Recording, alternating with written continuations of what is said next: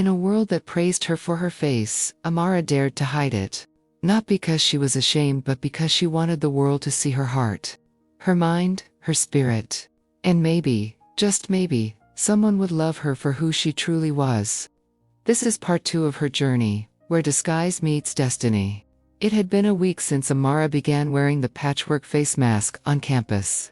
At first people were confused. Then came the jokes, then silence. She walked the halls like a ghost. Those who had once waved at her, now looked through her. Girls she had laughed with during orientation, whispered behind her back. Boys who had fought for her attention, now did not even notice her. And yet something strange happened. Without the weight of constant attention, Amara felt lighter, invisible but free, free to think, free to observe, free to grow.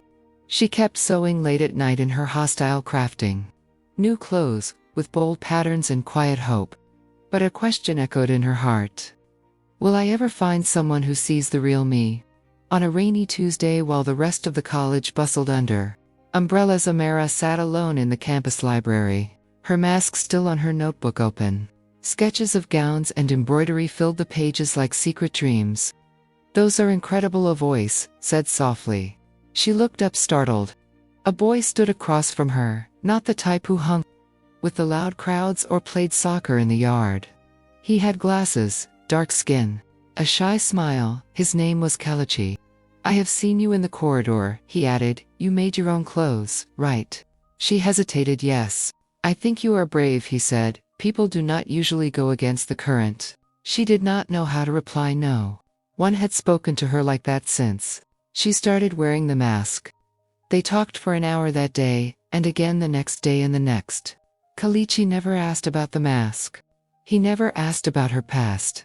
He only asked about her ideas, her dreams. The fabric she loved most, her favorite colors, the reason she stitched stars inside her linings. For the first time in weeks, Amara laughed, but peace is never left alone. Some girls on campus began to notice the friendship. One in particular, Adora, had once tried to get Kelechi's attention herself. She did not like what she was seeing.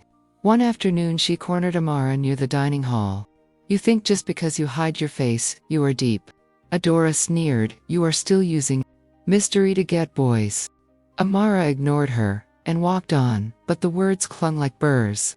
Rumors began to spread that Amara was pretending to be ugly for attention, that she wore the mask to manipulate people, that she thought she was better than everyone. Kelechi heard them too, but he stood beside her. "They talk because they are afraid of someone they cannot control," he said. But Amara felt the weight returning. Was she really being honest? Was this mask still strength, or had it become a prison? The college announced an upcoming fashion competition. Students could submit original designs. The winner would receive a national scholarship. Amara was torn. She had sketches, she had fabric, but could she face a crowd? "I will help you," Kelechi offered. "But only if you design with your full heart. Not just your skill, your truth." She nodded. They worked side by side. She drew, he cut. She stitched, he ironed. The final gown shimmered like twilight, deep violet and gold, shaped like a story only she could tell. But there was one final step. She had to walk the stage without the mask. That night Amara stood in front of the mirror. She touched her face. She thought of her sisters, of Mama Olamide, of her mother, of the little girl in Arepo, who just wanted to be more than her reflection. She took a deep breath and unstitched the mask. The day of the competition arrived. The auditorium buzzed with people, students, judges, faculty. Many looked confused when Amara walked backstage. "Who is she?" someone whispered. "Isn't that the masked girl?" But when the spotlight hit the runway, and Amara stepped out, wearing the gown she had made, face uncovered, eyes clear, the room fell silent. She walked not like someone showing off, but like someone reclaiming space. She was grace, she was fire, she was herself. Applause erupted. Some people realized for the first time what they had ignored. Others whispered apologies in their silence. Amara did not need them, she had herself. And in the crowd, Kelechi clapped the hardest. Later that night, Amara and Kelechi sat beneath a quiet streetlight near the dorms. "I almost let the mask become who I was," she said, "but I wore it to find out who really saw me." Kelechi nodded. I saw you even before the mask. She looked at him unsure. I mean it, he said, and then gently reached for her hand. For the first time, Amara did not pull away. She did not know what the future held, college career's challenges, but she knew this much. Love was not just about beauty, it was about seeing, really seeing. And finally someone had seen her. Amara had been waiting for the phone call from Arepo for weeks. The last letter she received from her mother had been full of hope and pride. It had touched her deeply, giving her strength when she was alone. But now as the weeks dragged on, the silence felt heavy. Had her mother changed her mind? Was Amara's journey too much for her to handle?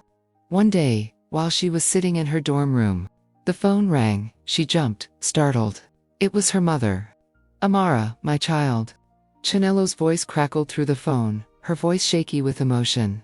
I heard what you did. The neighbor's son brought news home.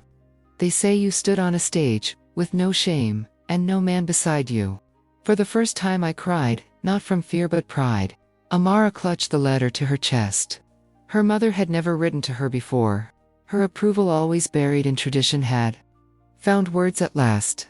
She replied that night, telling her mother everything: the mask, the hardship, Kalachi, and the competition. 2 weeks later, Chanello wrote again. I am learning to sew your way now. A neighbor wants to learn to. I think maybe we can be more than what they told us we must be. Tears rolled down Amara's face. Change was slow, but it had begun. Despite the applause, some still whispered behind Amara's back that she used pity, that it was a gimmick, that the mask was a game. But those people didn't see the long nights she stayed awake, stitching until her fingers bled. They didn't see the silence she lived in 4 months, the meals alone, the walks past laughter that never included her. They didn't see the moment she almost gave up, but Kelechi did, and that made all the difference. Kelechi had been waiting for the right moment to ask Amara out officially. He didn't want to rush her. He didn't want her to think that his feelings were based on her appearance or the mask. He wanted her to feel like he truly understood her. He didn't take her to a fancy restaurant or buy her flowers. Instead, he took her to the local fabric market. I want to learn what you see when you touch cloth, he said. They walked between vendors. Amara held up samples, explained weaves, told him how every thread has a voice if you listen close. He just listened, eyes soft, proud. At the edge of the market, she surprised herself by reaching for his hand. The world didn't vanish, but in that moment it softened. At the end of the semester, Amara returned to Arepanot, as not as a bride to be, but as a student, a designer, a woman who had chosen her path. The villagers gathered curious. She wore one of her own designs, no mask, no makeup, just herself. Adena and Chioma met her at the bus stop. They looked tired but changed. Adena hugged her tight. You gave us courage. We've started saving Chioma. Even went for counseling. Chioma nodded. I don't know where it'll go, but I'm trying. Because you showed us we're allowed to. Amara smiled through her tears. Sometimes the greatest victory isn't what you build, it's what you awaken in others. Months passed. Amara finished her studies, won a prestigious internship, and began to make a name for herself in the fashion world. Kelechi was right beside her every step of the way, cheering her on, reminding her of the strength she had always had. One quiet afternoon, as they sat together on the porch of her family home, Kelechi turned to her and said, Amara, if you never wore that mask, do you think I would have loved you? Amara smiled, her heart full. No, she said softly, because I wouldn't have known how to love myself yet. Then she took his hand, her eyes shining, but now I do. And Kelechi kissed her gently, knowing that their love was real, built on truth, respect, and the knowledge that no mask could ever hide what was meant to be seen. As Amara's career blossomed, there were moments when she doubted everything. The nights she stayed up working alone, the constant pressure to prove herself, the fear that people would forget her true essence, and the thought that her past might come back to haunt her. One evening she sat by her sewing machine, stitching a new design. Her fingers moved mechanically, but her mind was elsewhere.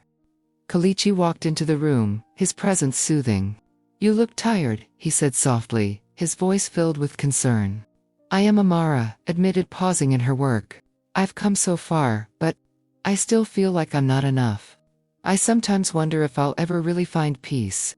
Kelechi sat beside her, taking her hand in his.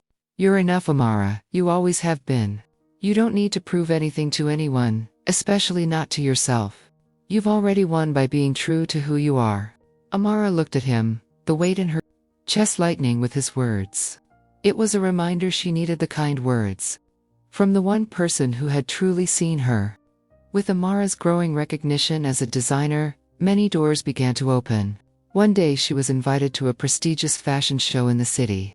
A place where only the most renowned designers were given a chance to showcase their work. This was her moment. She submitted one of her best pieces, a gown made of delicate fabric and intricate embroidery, designed with the idea of blending traditional African patterns with modern fashion. She knew this could be her big break, but the response was not what she expected. "We're sorry, Amara," the email read. "Your work is interesting, but it's not quite the direction we're looking for.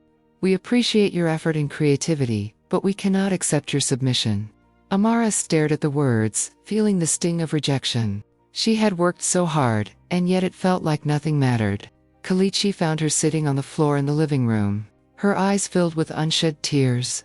"You don't need them, Amara," he said, kneeling beside her.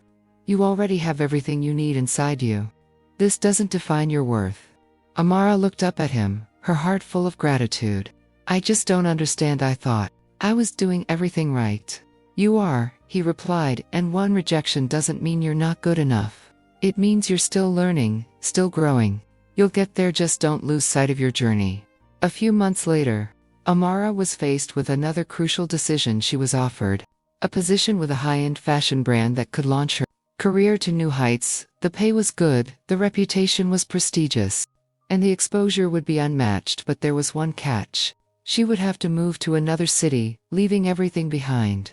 Kelechi had been by her side, through every twist and turn of her journey. They had become more than just friends, they were partners in every sense of the word. The night before she was supposed to make her decision, Amara and Kelechi sat together looking out at the stars. "I've worked so hard to get here," she said quietly, "but I'm afraid. Afraid to leave this place. Afraid of what might happen if I take this opportunity." Kelechi turned to her, his eyes soft and full of love. "You've worked hard, but you've always had your heart in the right place. Wherever you go, Amara, you take yourself with you. No matter what path you choose, you're already enough." Amara smiled, the weight on her chest lifting. "I just want to make the right choice." "You will," Kelechi replied, "you always have." After much thought and with Kelechi's support, Amara made the bold decision to take the opportunity. She packed her things, said goodbye to Arepo, and took a leap of faith into the unknown.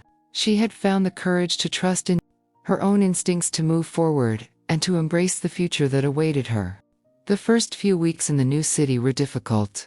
The fast-paced environment, the new faces, the constant competition was overwhelming. There were moments when Amara doubted herself, when she missed the quiet, familiar village life.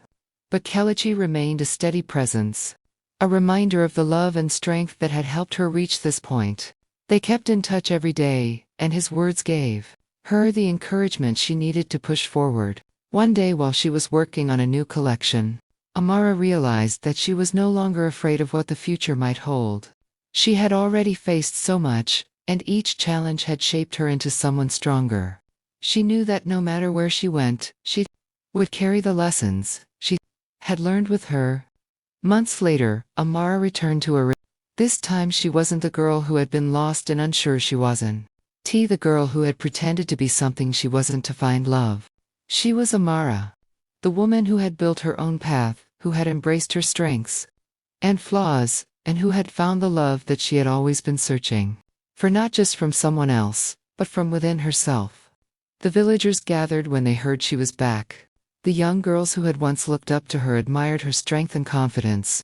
Her mother welcomed her with open arms, and Adena and Chioma were proud to see their sister so transformed. Amara stood before them wearing a dress she had designed herself. She smiled as the people of her village looked at her, not with the same awe that they had once reserved for her beauty, but with respect for the woman she had become. "I am home," Amara said softly. "And I have finally found the love I was searching for, not from others, but from myself."